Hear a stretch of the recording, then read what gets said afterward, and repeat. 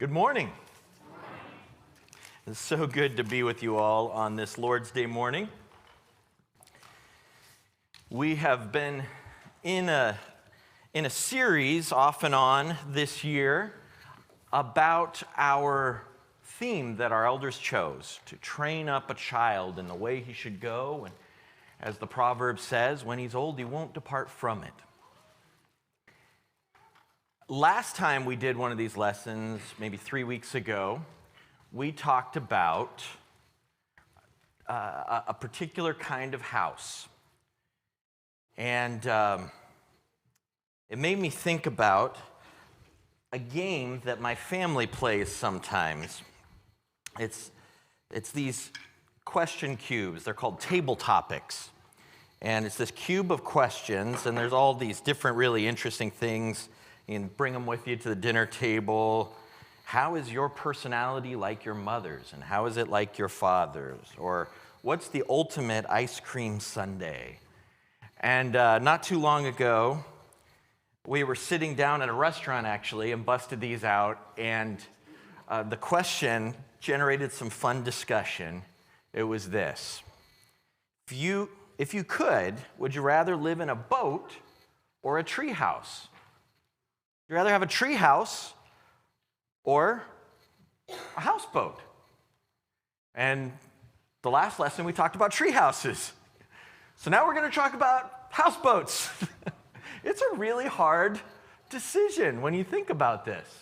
What kind of house would you want? Because tree houses are awesome. Everybody knows tree houses are so cool. As I said in that last lesson, Swiss Family Robinson, come on, I want to live in that place. But if you have a houseboat, you can take it and go anywhere in the world. You can take it and travel together and always be at home. It's like you both have the security of home and the sense of adventure. And there's also this thing that comes with being in a boat where there's everything outside and then everything inside. And there's this greater gap. I mean, imagine being with your family out in the middle of the ocean or Lake Erie or wherever, and there you are sitting in your houseboat, and there's a lake between you and everyone else. There's that inside connection that you have and that outside connection. There's this sense of we're shutting out the world, and yet you can go into port and go explore the world more than you could if you were just leaving your own front door. So just like last time, I'm going to show you a few cool houseboats. I don't know if you can get any of these on Airbnb, but these are pretty neat. This is a houseboat in Kerala, India, and this is the inside of such a houseboat.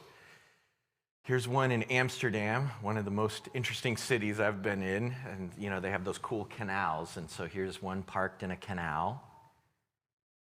I thought this was cool. Of course, Dubai has all the, fancy stuff. Lots of rich people there. So this is a very modern houseboat. Here's one in Victoria. This is kind of an interesting artistic design as well.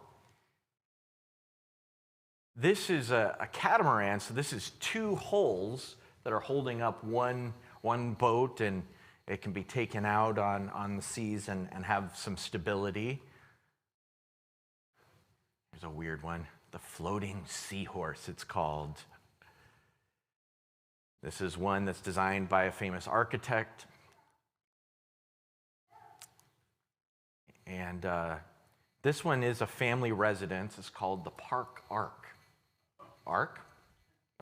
We'll come back to that idea.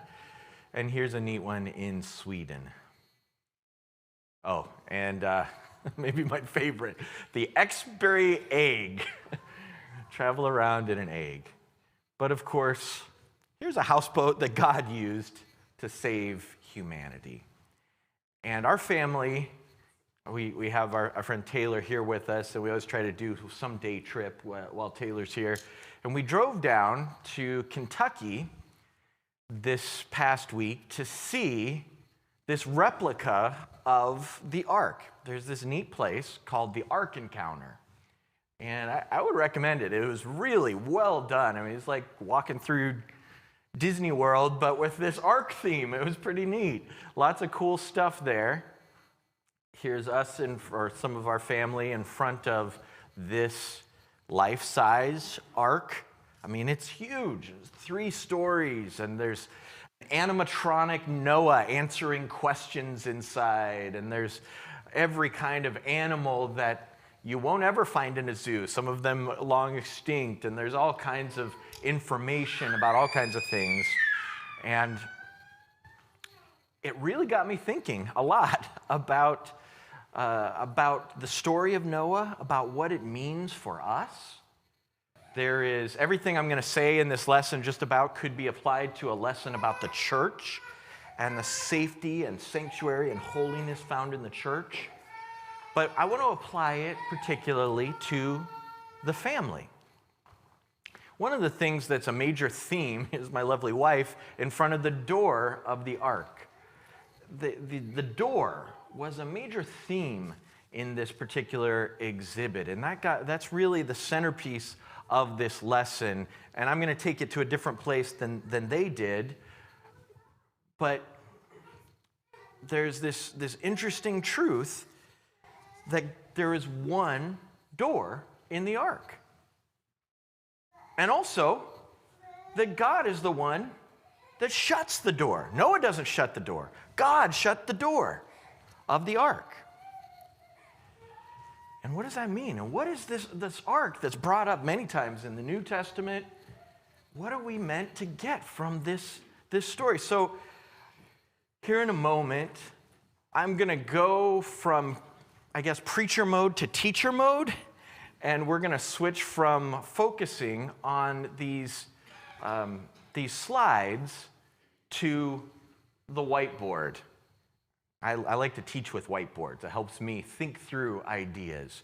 And so where the last 2 lessons were more sermons with 3 points that were all application focused, if you'll permit me, I'd like to step back and take a bigger picture view using the story of Noah as a launching point to kind of think through some of the ideas that we see echoed in different parts of Scripture as an archetype. And hopefully that will help us understand something that we do need to apply to ourselves as a church and also to ourselves as a family. And the theme here that we're really thinking about is how we as God's people interact with the world. And that's something that as a parent I've thought a lot about. You know, do you shelter your kids? Well, you could shelter them too much, and then they don't have any idea what's going on out there. Do you just send them out into the world? How do you deal with this conflict of it's what's sometimes called a right versus right conflict? There's 2 right ideas, and we have to discern how to navigate these things.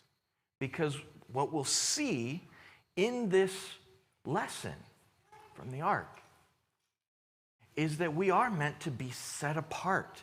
And there is a wall, a distinction that needs to be there between us and the world. And yet, we also are meant to not only go out, but to send our kids out into the world to bless them. So here's the big idea, and if you're using one of your sheet, here's the key idea at the top. When the Lord decides what comes in, he can use a godly family to bless the world. Think about the power of one family. That's all that was in the Ark. Noah, and I guess you could say 4 families if you want to say. Here's his 3 sons and their wives. There's a passage in Proverbs 20 and verse 7 that parallels some of what's said about Noah. Noah is called a righteous man, and he's told that only you and your family are going to preserve humanity and restore the world to what it was meant to be when I made the Garden of Eden, when I created all of this. And you are going to take your kids and send them out because God doesn't think the whole thing is just going to fall apart again at the next generation. He's going to send this people out, and Ham, Shem, and Japheth, the sons of Noah, are not perfect, but God is going to use them to restore the world. In Proverbs 20 and verse 7, it's an interesting verse. Think about what we want to leave behind to our kids. How can I leave my kids an inheritance? How can I leave my kids a legacy? How can I do something meaningful for them? And there's a lot of things we could talk about with that, and Proverbs talks about a lot of things with that. But he says, the righteous who walks in his integrity, blessed are his children after him. Blessed are his children after him. By walking in integrity, Noah saved his children's life, but he blessed them. And by blessing them, he blessed the whole world. Or maybe more accurately, we could say God used this righteous man to bless the whole world. And one of the best things we can do for our kids is to walk in righteousness and then point them in that direction and create a place in our homes where they, too, can learn the path of righteousness. So if we think about the ark, let's go back to Genesis chapter 6 and verse 18. It says here, but I will establish my covenant with you, Noah, and you shall come into the ark, you, your sons, your wife, and your sons' wives with you. I'm going to bless you. Right before this, in verse 11, he repeats in this section over and over again this word corrupt. And he talks about how corrupt the earth is. It's full of a perversion, of a twisting, of a degrading of the good creation God made. And, I'm not saying we're necessarily where Noah's world was, but the world is still the world, and it's pretty dark out there. It's pretty bleak out there. Some of the things that we see happening. But it does not have to be that way in this house, metaphorically, and in your house. In fact, it cannot be that way. And so God tells Noah, I'm going to destroy all of this, but you are going to build an ark. And that's point one, the ark. You are going to build this giant boat that is going to contain within it your family.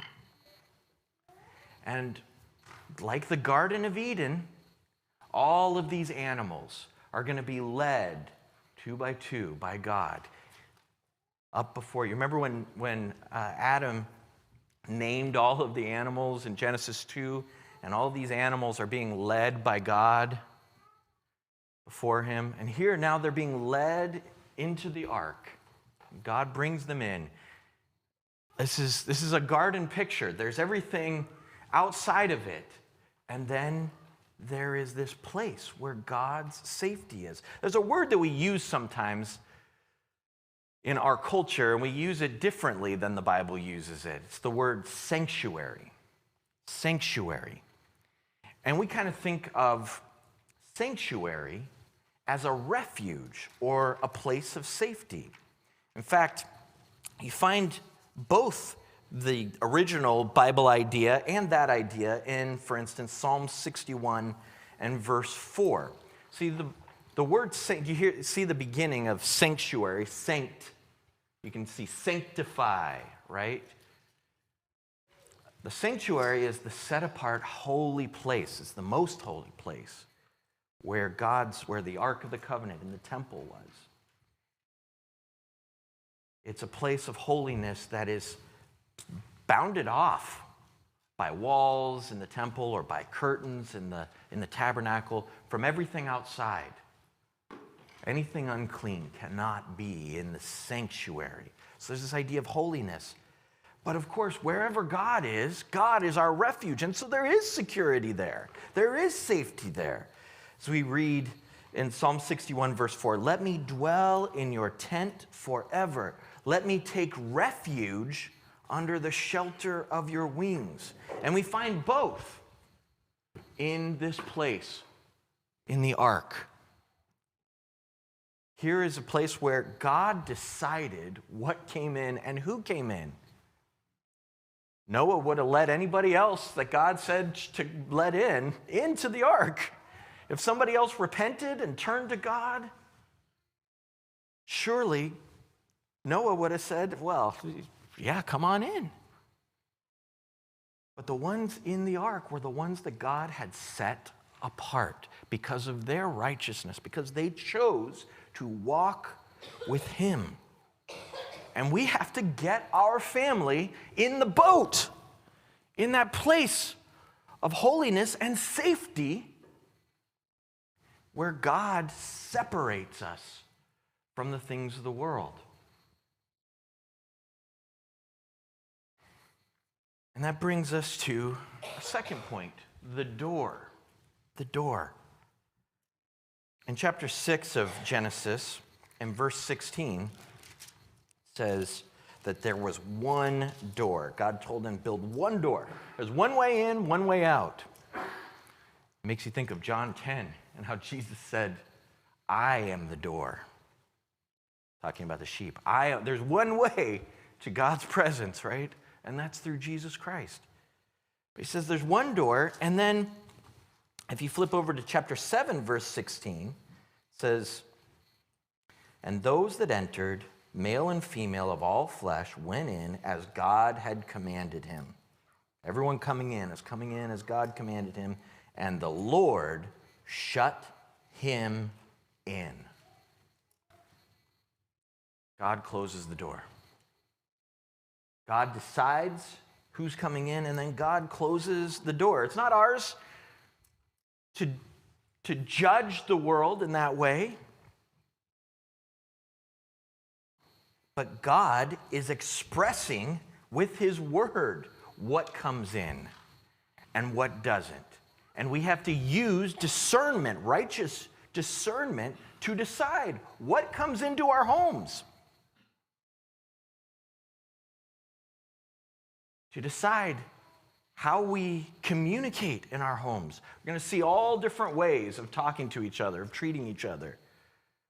But if the Lord is deciding how we deal with one another, if the Lord is deciding what we talk about, if the Lord is determining what happens in our homes, then we will be in the ark of safety. If Noah would have barred that door open again and said, nah, let's let a few other people in, a few other things in, it would have changed the whole thing, right? Turn with me to Deuteronomy chapter 6.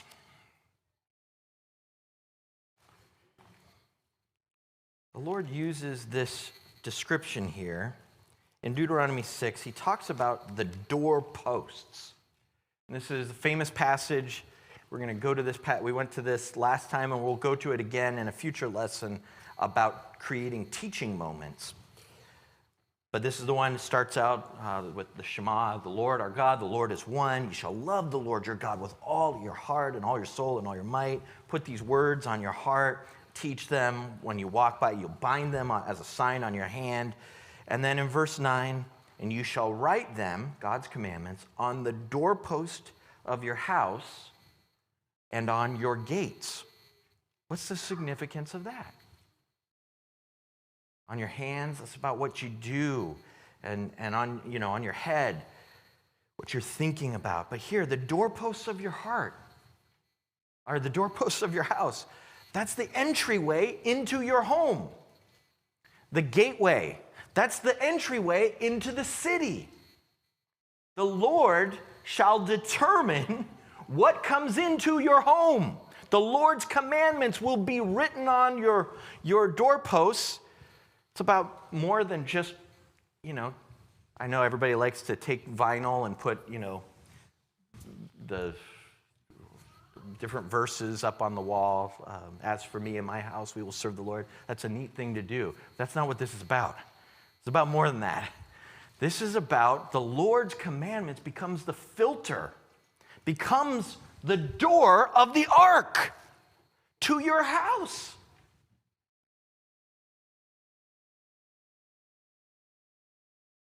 God's judgment is what determines what we let in, right? What we let in. There's so much out there that we don't want to influence or unduly influence our family. It doesn't mean we don't talk about what's happening out there. It doesn't mean that there's such a sheltering that whenever all of a sudden they turn 18 and they go to college, that there's shell shock. I had no idea that this was happening out there. We're trying to prepare them to go out into the world and bless the world. And so we're teaching them God's commandments. We're teaching them, here's how you tell between right and wrong. And as for our house, this is what we are going to spend our time thinking about, what the music we're going to listen to. We're going to have filters on our internet browsers, maybe. We're going to have whatever. We think clearly about what we're letting, how we're controlling the influence of the world. There's a story that we talked about at the men's retreat that I keep playing over and over in my head, and there's a little bit of depth to it, so stick with me here. It's in Joshua chapter 4, there are these two piles of stones. At first, he talks about a pile of stone that's meant to teach your kids. So they cross over. This is the moment we're at is Joshua has led the people, and they are at the Jordan River, about to enter into the promised land. And God is going to lead Joshua through a reenactment of the Red Sea crossing. And so he tells Joshua that he wants the people to take 12 stones for the 12 tribes. And so this is beginning in verse 6 here. He's going to take them across with him. It says, pass on before the ark, verse 5, and take up each of you a stone upon his shoulder, according to the number of tribes of the people of Israel, that this may be a sign among you. When your children ask in time to come, what do these stones mean to you? Then you shall tell them that the waters of the Jordan were cut off before the ark of the covenant of the Lord. When it passed over the Jordan, the waters of the Jordan were cut off, so that these stones shall be to the people of Israel a memorial forever. So that's one pile of stones is meant to tell the people, you're going to take these stones from that side to the other side. God is going to lead you through, and you're going to remember, this is what God has done for us. In a way, that's what we just did with the Lord's Supper. This is our memorial. And when your kids ask, why do we eat crackers on Sundays? You know, what's that little thing about? They could say, here's what the Lord has done for us. But there is another pile of stones. And if you're taking notes, point A was the doorpost. To let the Lord decide what comes in. And point B is these piles of stones, 2 piles of stones, not one. So continue reading with me. It says, the people of Israel did just as Joshua commanded, and took up 12 stones according to the number, and they carried them over. And Joshua set up 12 stones in the midst of the Jordan, in the place where the feet of the priests bearing the Ark of the Covenant had stood, and they are there to this day. What is that pile of stones about? Nobody's going to walk by the pile of stones that's completely covered by water and say, what's that about? Well, remember, this is a reenactment. This is an archetype. This is an echo. type, antitype of the crossing of the Red Sea. And what happened in the crossing of the Red Sea? There was dry land. God brought his people and all of their things that he had told them to bring with them across the water. But somebody else came into that dry land. Pharaoh and his chariots and horses. Pharaoh's army came through, and God brought his judgment upon them, and the waters covered them.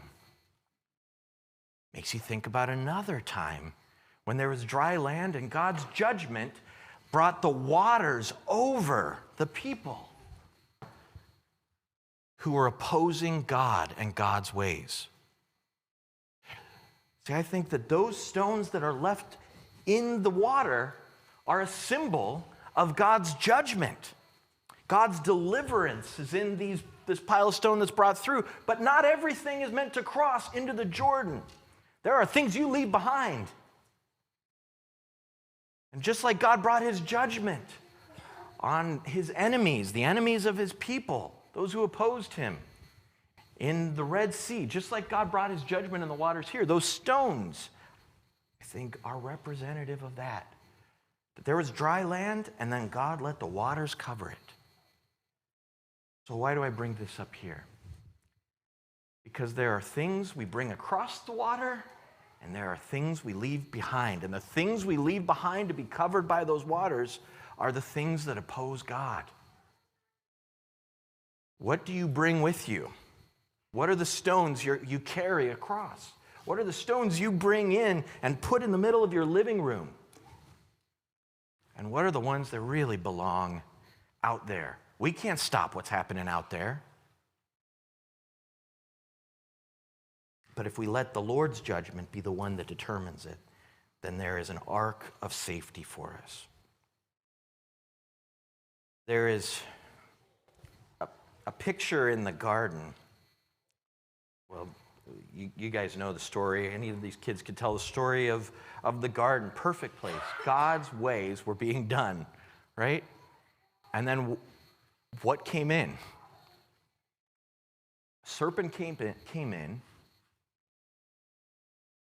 and unfortunately, the woman and the man chose to listen to the serpent, and it corrupted all that was good there. I mean, the Lord brought a blessing again. He will continue to bless.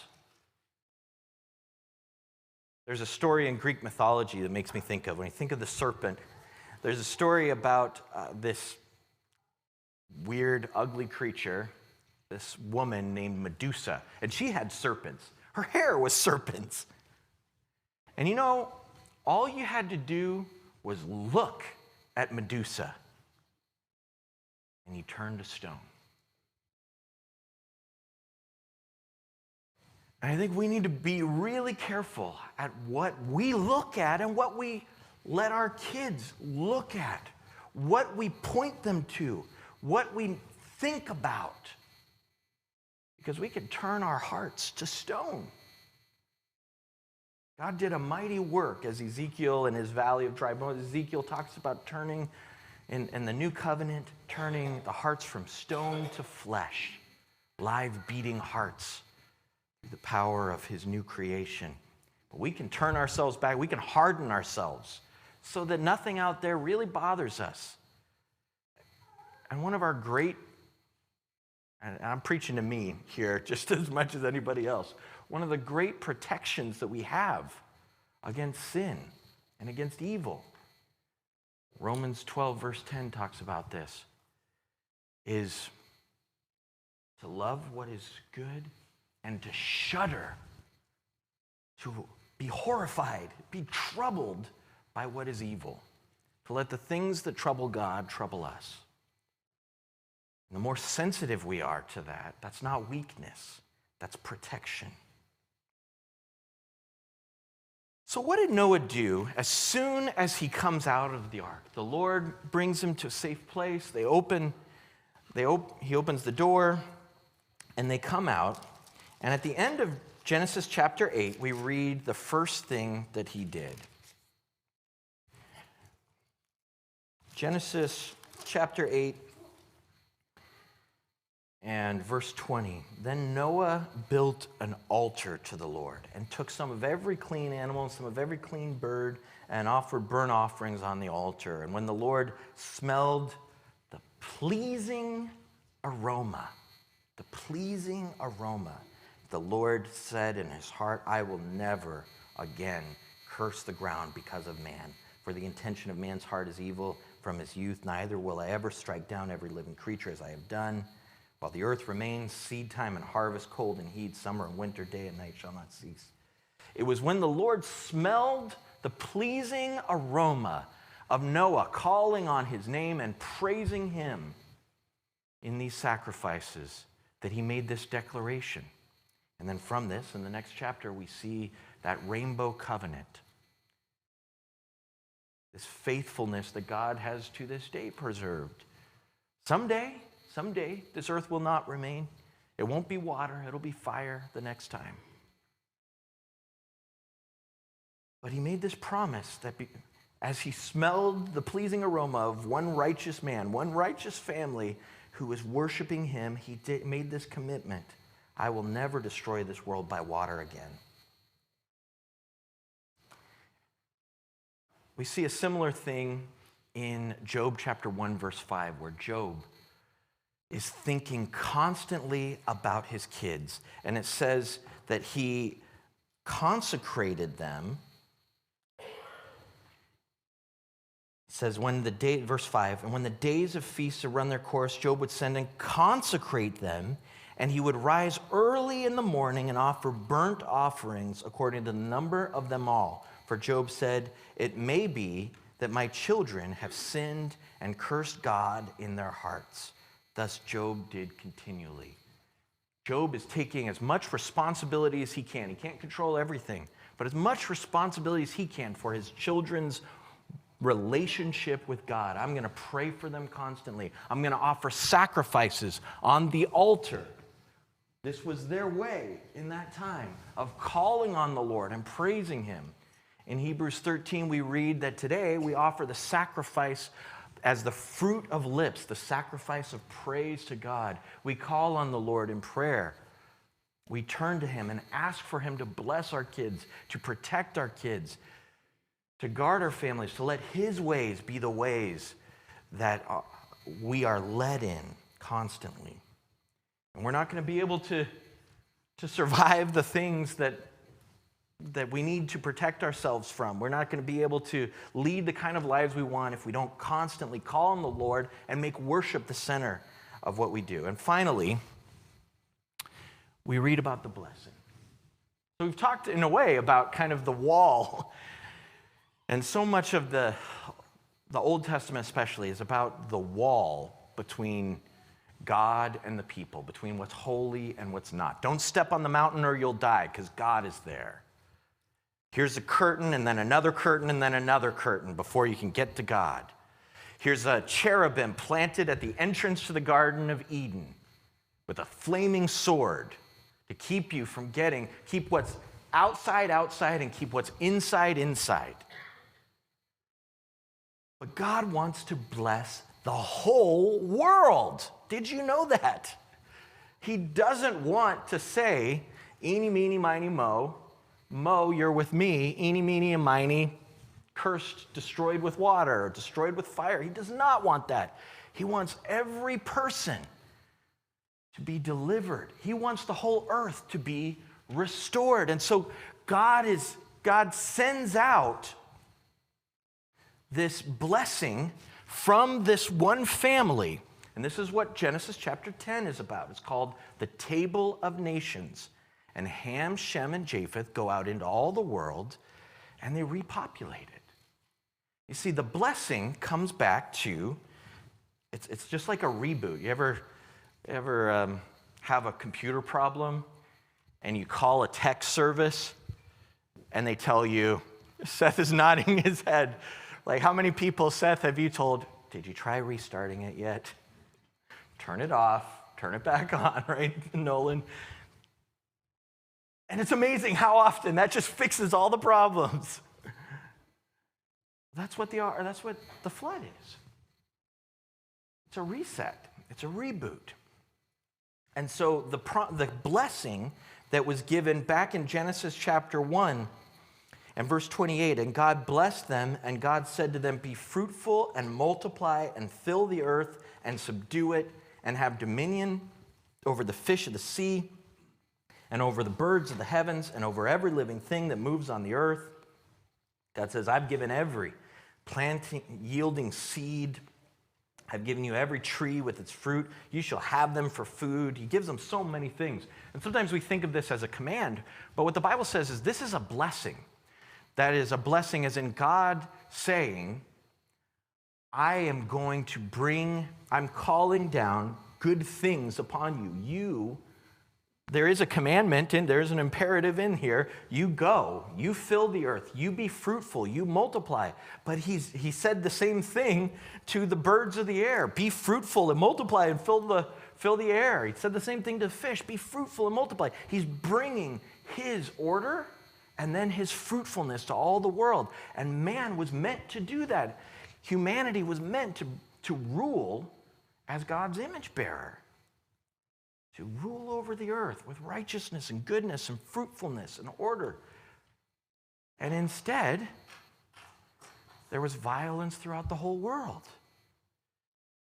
People's thoughts were constantly trying to, in their imaginations, think of a new evil thing to do. And God's heart was broken. It's just hard to think about God being so sad. And so he said, okay, I'm not giving up on you guys. We're going to do this over. Anybody who repents, he called Noah. He says, you're the only righteous person. You and your family, come on in. We're going to start over.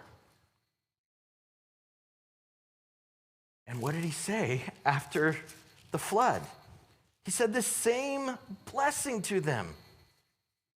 Genesis 9, verse 1, he says it several times. And God blessed Noah and his sons and said to them, be fruitful and multiply and fill the earth.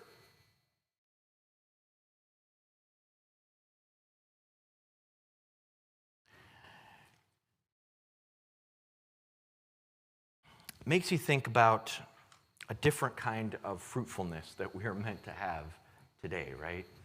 Jesus says in the Great Commission, go into all the world, bring this gospel and make disciples, bring fruit for me. In Malachi 2, we read that whenever God made one, he wanted godly offspring. What was the one God seeking, Malachi says? Godly offspring.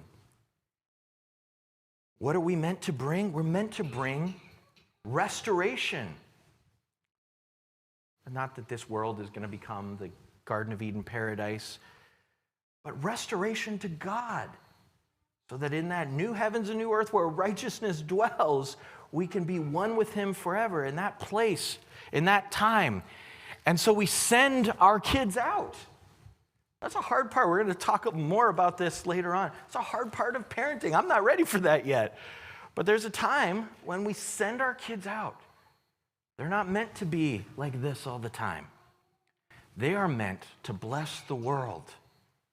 They are meant to point people to the one God. They are meant to live righteous lives themselves and have godly offspring themselves, if that's the Lord's will for them.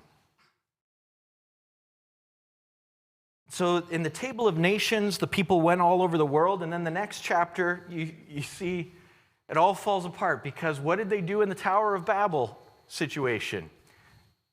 They all started, instead of going into all the world, they all start gathering together into these cities and not filling the earth. And there's a lot that happens there, but they're not fulfilling the blessing to be fruitful and multiply and go out. And we could do that ourselves. We could say, no, we're going to be the Church of Christ monastery here, or our family is going to be, going to be so tight that we don't interact with our neighbors and our friends and the people out in the world. That's not what we're here for. We have to find that balance of preserving the holiness of our family while blessing others. We have to rub off on them and not let them rub off on us. I'm not trying to downplay the challenge, but this is what we're called to do. I'd like to close with 1 Peter chapter 3, verses 20 to 21.